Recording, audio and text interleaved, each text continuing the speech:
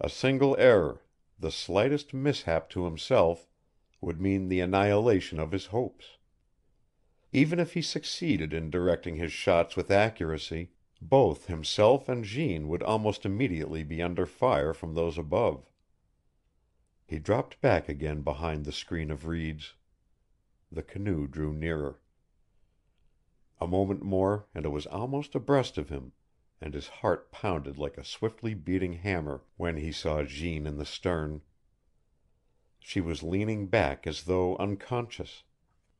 He could see nothing of her face, but as the canoe passed within 10 yards of his hiding place he saw the dark glow of her disheveled hair, which fell thickly over the object against which she was resting. It was but a moment's view, and they were gone. He had not looked at the 3 men in the canoe. His whole being was centered upon Jeanne. He had seen no sign of life, no movement in her body, not the flutter of a hand, and all his fears leaped like brands of burning fire into his brain. He thought of the inhuman plot which Lord Fitzhugh's letter had revealed. In the same breath Pierre Couchee's words rang in his ears. "It is death, worse than death, for her." Was Jeanne the first victim of that diabolical scheme to awaken the wrath of the northland? In the madness which possessed him now, Philip shoved out his canoe while there was still danger of discovery. Fortunately none of the pursued glanced back, and a turn in the channel soon hid them from view. Philip had recovered his self-possession by the time he reached the turn. He assured himself that Jeanne was unharmed as yet, and that when he saw her she had probably fainted from excitement and terror. Her fate still lay before her, somewhere in the deep and undisturbed forest up the Churchill. His one hope was to remain undiscovered and to rescue her at the last moment when she was taken ashore by her captors. He followed, close up against the reeds, never trusting himself out of the shadows. After a little he heard voices, and a second canoe appeared. There was a short pause, and the 2 canoes continued side by side up the channel. A quarter of an hour brought both the pursuers and the pursued into the main stream, which lay in black gloom between forest walls that cut out all light but the shimmer of the stars. No longer could Philip see those ahead of him, but he guided himself by occasional voices and the dip of paddles. At times, when the stream narrowed and the forest walls gave him deeper shelter, he drew perilously near with the hope of overhearing what was said, but he caught only an occasional word or two. He listened in vain for Jeanne's voice.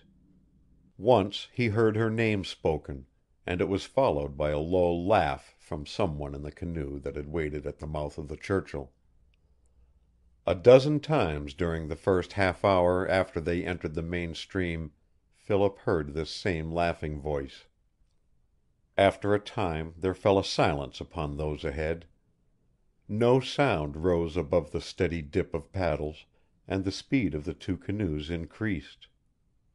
Suddenly, from far up the river, there came a voice, faintly at first, but growing steadily louder, singing one of the wild half-breed songs of the forest. The voice broke the silence of those in the canoes. They ceased paddling, and Philip stopped.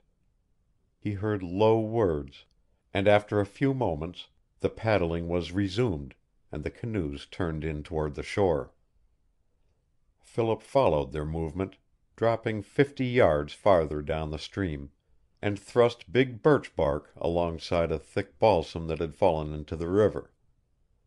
The singing voice approached rapidly. 5 minutes later a long company canoe floated down out of the gloom. It passed so near that Philip could see the picturesque figure in the stern paddling and singing. In the bow kneeled an Indian working in stoic silence. Between them, in the body of the canoe, sat 2 men whom he knew at a glance were white men. The strangers and their craft slipped by with the quickness of a shadow. Again Philip heard movements above him, and once more he took up the pursuit. He wondered why Jeanne had not called for help when the company canoe passed. If she was not hurt or unconscious, her captors had been forced to hold a handkerchief or a brutal hand over her mouth, perhaps at her throat. His blood grew hot with rage at the thought. For 3/4 of an hour longer the swift paddling upstream continued without interruption.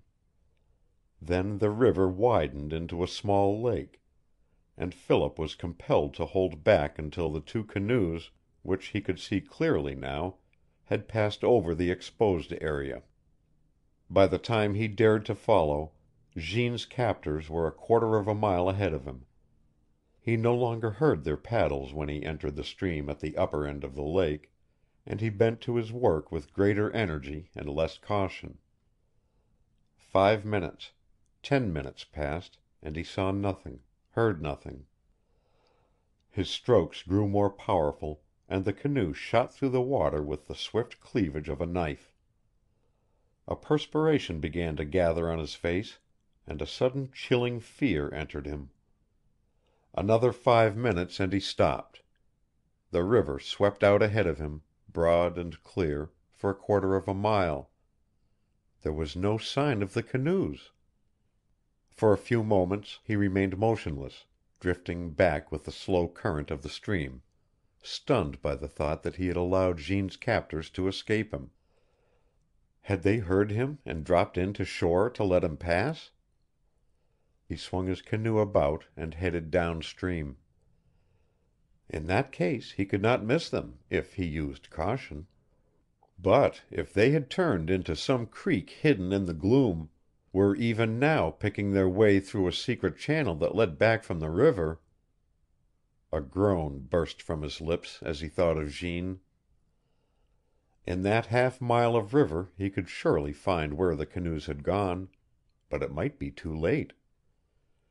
He went down in midstream, searching the shadows of both shores. His heart sank like lead when he came to the lake. There was but one thing to do now, and he ran his canoe close along the right-hand shore, looking for an opening. His progress was slow.